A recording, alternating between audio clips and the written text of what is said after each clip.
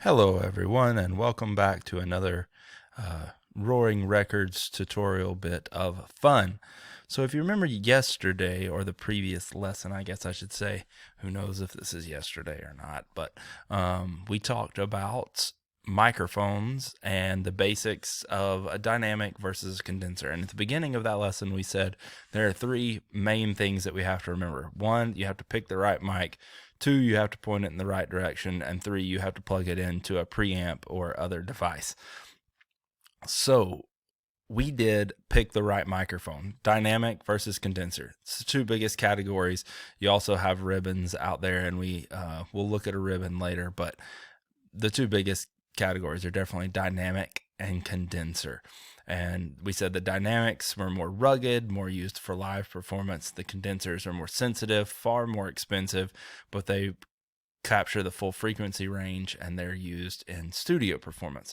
So today we're going to talk about the point it in the right direction piece. So we want to make sure that we point our microphone in the right direction. And I've got a few things that I want to talk about before we get into the slideshow. Here are two different condenser mics. Now this Shure SM81 does not look like a standard condenser mic because you're used to seeing them that looks like this. Well, this is a small diaphragm condenser because the diaphragm here is only about as big as a dime, where this is a large diaphragm, where here we looked at the other day, this is probably about the size of a quarter, or actually bigger, probably approaching a 50-cent piece. I hope you know what a 50-cent piece is. They're kind of rare these days. But there are also differences in the way you point them. This microphone is a side address microphone, meaning when you speak into it, you speak into the side of the microphone. And you'll know typically because the logo for the company is on the front, and probably also what you're going to learn, the polar pattern is right on the front. So if we want to use this microphone, we're going to set it up so that we speak into this side of the microphone.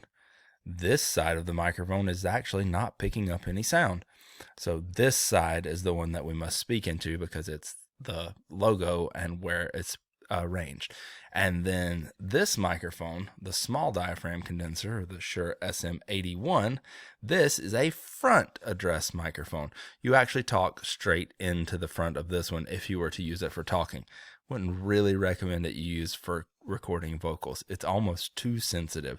So anytime you have S's and P's and B's and stuff like that, it really pops with a lot of lip noise and other things. But whatever you're using this microphone for, you want the grill here to face straight on toward your subject. So this is a front address microphone, and this is a side address microphone. And really, that's the two categories. You don't ever have a back address microphone because that's where your audio cable is going to be. So that wouldn't really make sense. Okay, so now we're going to get into a little bit of the presentation, and we're going to look at polar patterns. And polar patterns have a lot to do with how the actual microphone picks up. So there are different microphones have different polar patterns or different places where they pick up sound well. And this video right here is going to kind of run through those. Then we're going to break them down a little bit more here in just a second.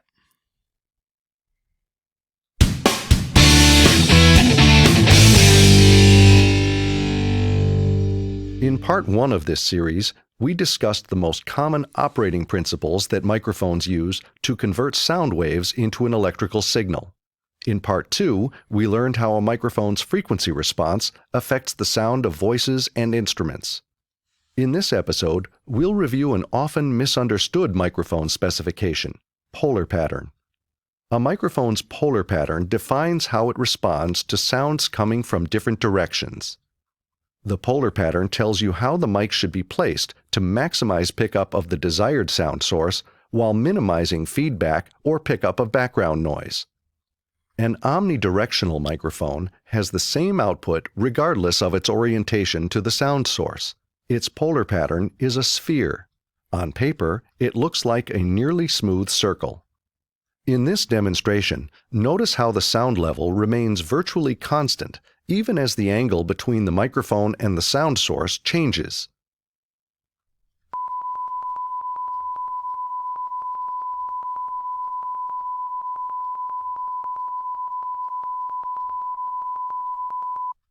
An omnidirectional mic can pick up a group of people sitting around a table, but it can't be aimed to favor one source over another. A unidirectional microphone is most sensitive to sound coming from one direction. A unidirectional mic picks up less ambient noise than an omnidirectional type and is less susceptible to feedback when used with a sound system. The most common unidirectional pattern is the cardioid, which is so named because it resembles a heart. A cardioid microphone is most sensitive to sound sources in front of the mic and least sensitive to sound sources that are directly behind the mic. A cardioid mic has a useful pickup angle of approximately 130 degrees, which can accommodate two talkers or singers, or one user who may not always be directly in front of the mic. In this demonstration, notice how the sound level gradually drops as the angle between the microphone and the sound source changes.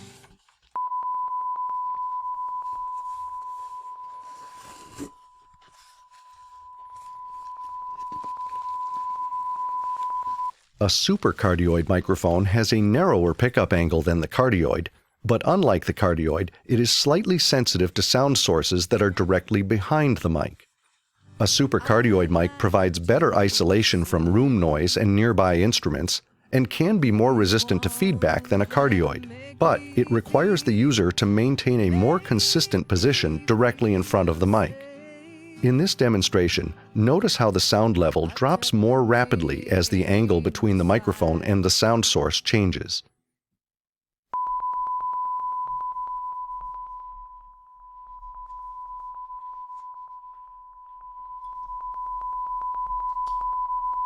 The microphone's polar pattern affects where floor monitors should be placed to minimize feedback. With a cardioid mic like the SM58, the floor monitor should be placed directly in front of the mic stand. This way, it is aimed at the least sensitive part of the microphone's polar pattern. If the same monitor speaker placement is used with a supercardioid microphone, it will be facing the sensitive area at the back of the supercardioid pattern. Feedback will probably be worse than with a cardioid mic. With a supercardioid mic like the Beta 58, floor monitors should be placed slightly to the sides of the mic stand. This way, they're aimed at the least sensitive part of the microphone's polar pattern. This arrangement allows a supercardioid mic to deliver more gain before feedback than a cardioid. A bidirectional microphone is equally sensitive to sounds coming from the front and the rear of the mic, and least sensitive to sounds coming from the sides. Bidirectional mics have a very narrow pickup angle. This makes a bidirectional mic useful for isolating one voice or instrument that is surrounded by other sound sources, as long as there is nothing directly behind the mic. In this demonstration, notice how the sound level drops off dramatically when the sound is coming from the side, but returns when the sound is coming from the rear.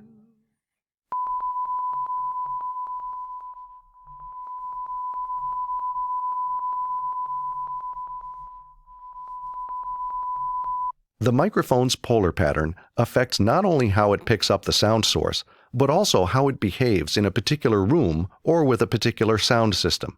By understanding microphone characteristics like polar pattern, you'll be able to choose the best mic for any application and get better results when recording or using a sound system. In Part 4 of this series, we'll discuss how the electrical output of a microphone relates to the sound source and... Okay, so that is what we were shooting for there. Out of that is understanding polar patterns and where it's best to talk into a microphone. So, or how to best position a microphone. So the most common one that you're going to have out there is a cardioid pattern. All three of these microphones are cardioid pattern microphones. This is a dynamic, this is a large diaphragm condenser, small diaphragm condenser, but they're all cardioid. It's the most popular one.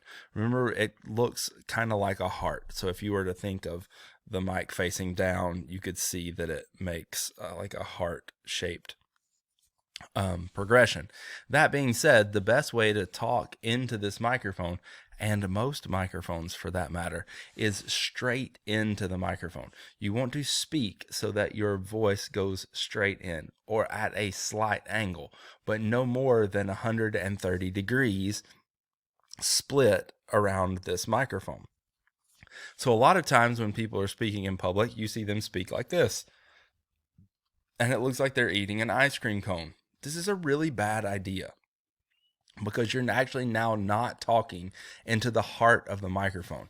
And my most just pet peevish way to hold a microphone is actually on your lips so that it moves up and down as you speak, because that's really weird. One, that makes a really boomy effect into the microphone because the proximity of your mouth to the diaphragm is just extreme. But two, you're not actually talking in a way that directs it.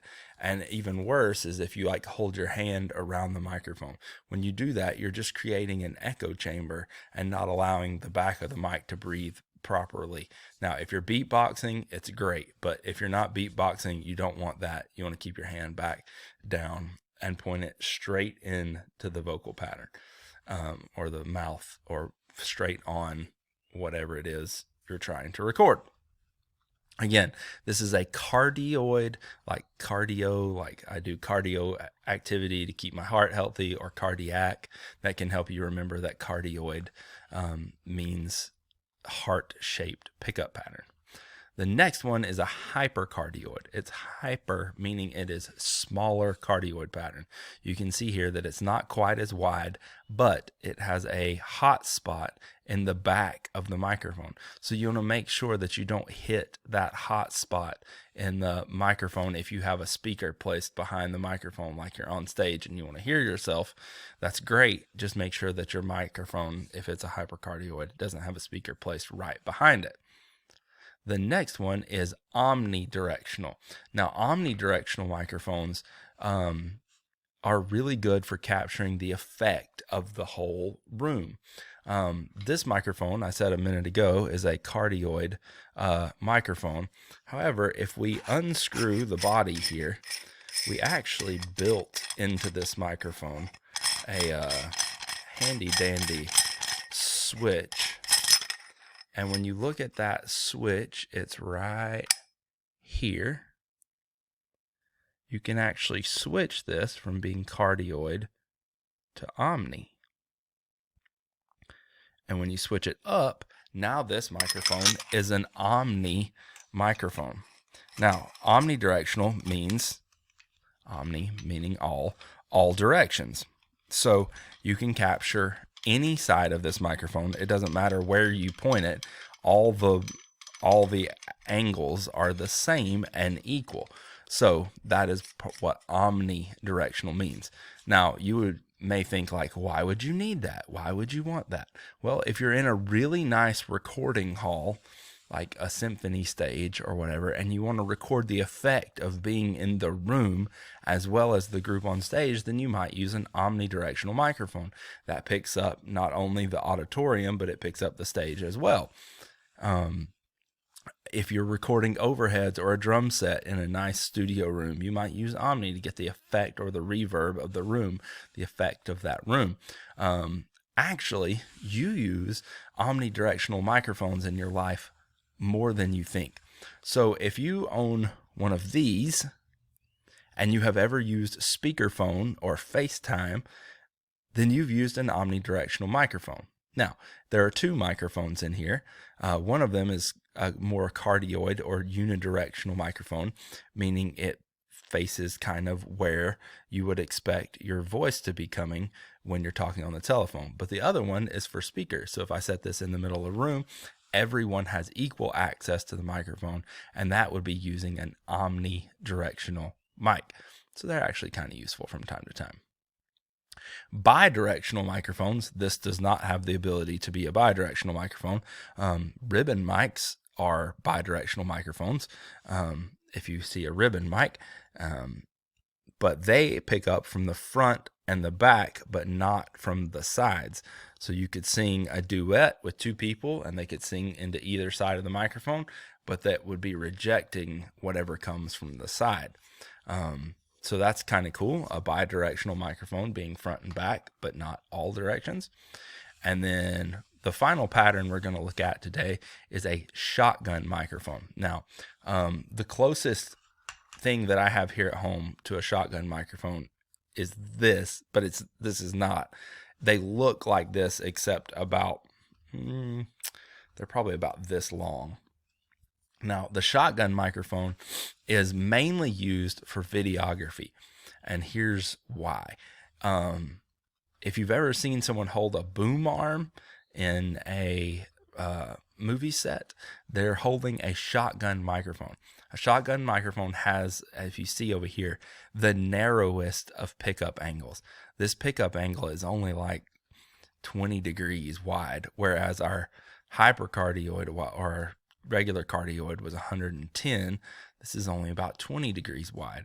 That way, if you're shooting the microphone from a long way away, you can make it very directional, focus in on the person that's talking, and maintain that central focus. And that's what makes them so good for shooting movies and TV shows and stuff like that. You've also seen these on the side of football games. If you've ever seen the guy running down the sideline with the big satellite dish that has a microphone placed in the middle of it, that's a shotgun microphone. They want to point that microphone right at the people that are getting tackled. That way they get the most noise from the pads and the helmets and the collisions and all that kind of stuff without getting the crowd noise and the other players talking and all that kind of stuff. So these shotgun microphones are really, really, really popular in making recordings for video and TV and all sorts of stuff that goes along with videography. Occasionally you'll see them used in a sound studio just for music recordings, but not as often as you'll see them used for movies and stuff. We do have some of these at school, but I just don't have it here at home to show you.